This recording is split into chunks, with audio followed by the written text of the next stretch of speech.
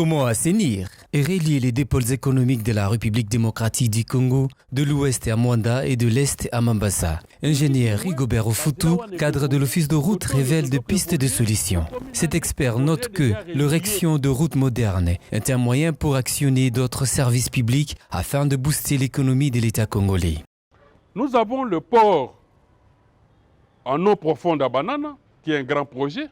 Nous voulons que cette route, déjà avec ce qu'il y a, et la compagnie CCCC, avec l'accord cadre signé avec notre ministère pour moderniser de Kisangani jusqu'à Luna, les rattacher de l'autre côté pour aller à Beni. Nous voulons du moins que cette route puisse être un moyen pour relier ces chemins. Qu'on est déjà relié. Avec les études de faisabilité sans lesquelles l'Office de route ne saurait réduire la fracture routière que la délégation a palpée sur terrain, le Congo sera qualifié de trou noir, d'où cet appel au gouvernement et aux partenaires pour l'érection de nouvelles routes modernes sur la route nationale numéro 7, RN7, RN2, ainsi que d'autres routes nationales. Office de route, ingénieur. Ça fait très mal. Parce que l'Office de route est gestionnaire de réseaux routiers national et provincial, et où le chef de l'État a connu difficultés et sa délégation, ce sont les routes de l'Office de route. Mais j'ai bien souligné, l'Office de route d'attente existe. La mission de l'Office de route est là. Le personnel existe, mais les moyens font défaut. Pour qu'on ait de bonnes routes, il faudrait avoir des matériels et tout ce qui y va. Et l'absence de tout ça est la conséquence de ce que nous avons vécu avec le président de la République dans le Kasaï central. Qui est la conséquence de ce que nous avons vécu. À ce jour, partant de l'année 2008, l'Office de route accuse des déficits d'engins, ce qui est un grand handicap et qui ne facilite pas des choses pour cette entreprise. L'Observatoire congolais pour la gouvernance locale entend lancer son programme jeunesse, leadership, agriculture et entrepreneuriat vert dans la province d'Imaniema. Ce programme vise à réduire la dégradation des ressources naturelles et augmenter la valeur ajoutée des secteurs productifs. Avec l'appui de la GIZ, dans son programme de maintien de la biodiversité des forêts, cette structure mène des actions environnementales et des projets pilotes pour le développement d'une agriculture par l'approche paysage. Donc c'est un programme ambitieux. Et bientôt, là, je vais lancer ce programme en 2022. Je crois même février, je vais lancer ce programme dans le sens de leadership.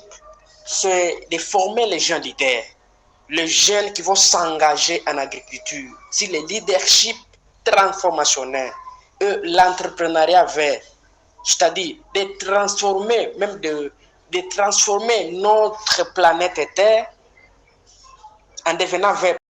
L'objectif global de ces projets d'agriculture durable par une approche paysage est d'augmenter la productivité agricole en lien avec une gestion durable des ressources naturelles. Les initiateurs attendent par ces projets améliorer la productivité et le revenu des exploitations agricoles sur la base des plans de gestion durable des paysages.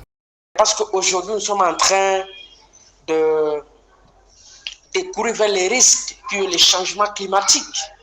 Et cela a des impacts négatifs. Mais lorsque nous allons entreprendre dans l'entrepreneuriat vert, cela va atténuer les effets du changement climatique. Sinon que cette structure a, au cours de la commémoration de la Journée internationale de l'arbre le 5 décembre 2021, reboisé un hectare dans les territoires de Kailo. Dans ce secteur, de diverses essences forestières ont été plantées, notamment l'acacia, l'oranger, le cotonnier et le cacao. Il s'agit également d'un espace laissé en jachère depuis plusieurs mois par les communautés locales. La zone de santé de Boma a bénéficié d'un lot de médicaments de la part du gouvernement central à travers le ministère de la Santé via le secrétariat technique de la riposte lundi 10 janvier 2022. C'est moi qui ai lancé le SOS auprès de notre député après que ce que le gouverneur a acheté pour le centre de traitement soit épuisé. C'est moi qui ai lancé le SOS. Et il est venu me donner ça. Moi, à mon tour, j'ai mis à la disposition de la zone de santé. Rupture totale de tout. Selon le médecin-chef de zone de santé de Boma, ce lot répond aux besoins pour lutter contre le Covid-19. Oui, donc Le lot que nous avons reçu hier répond énormément aux besoins parce que ces lots étaient constitués d'un tronc et des médicaments. Il y a quelques produits qui manquent, notamment l'azithromycine et les zinc, parce que nous avons reçu les chlores et tous les autres médicaments pour lutter contre les autres comorbidités que présentent certains malades atteints de Covid. Et donc, déjà, nous pouvons dire que les lots est vraiment suffisant pour prendre en charge un bon nombre de malades. À en croire le directeur du Programme national d'approvisionnement en médicaments PNAM, le déficit des produits essentiels demeure un problème en République démocratique du Congo. Pour pallier à cette situation, le ministère de la Santé a besoin de 120 millions de dollars américains chaque année. Ce n'est pas la zone de santé de Goma seule. Pratiquement tout le pays est en perpétuelle culture. Je vous avais expliqué que pour les médicaments essentiels, on a besoin d'environ 120 millions chaque année. Voilà. Mais ces 120 millions-ci ne sont pas là. On ne peut pas éviter de tout ça.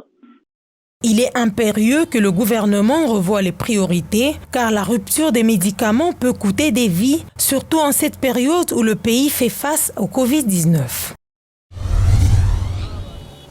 La commune de Limete, embellie autrefois par des arbres et des fleurs, se transforme en commune de loisirs. La perte de cette verdure dans certaines rues, sur le boulevard Lumumba, suscite plusieurs questions. Pour le chargé de la cartographie dans le département de l'horticulture et reboisement, ces activités de reboisement et des loisirs étaient incluses dans les travaux d'embellissement pour satisfaire les communautés locales. Je crois que la partie de reboisement, c'était comme ça programmé par le Fonds forestier national vis-à-vis de leurs moyens, parce qu'il y a des difficultés financières, comme je dis, et selon la répartition des blocs et parcelles. La partie de reboisement, c'est ce que le Fonds forestier est en train de faire. Et la partie aussi des milieux récréatifs, c'est la partie qui est restée. Parfois, vous voulez voir, vous allez dire seulement que non, ils font de partie de jeux, tout ça.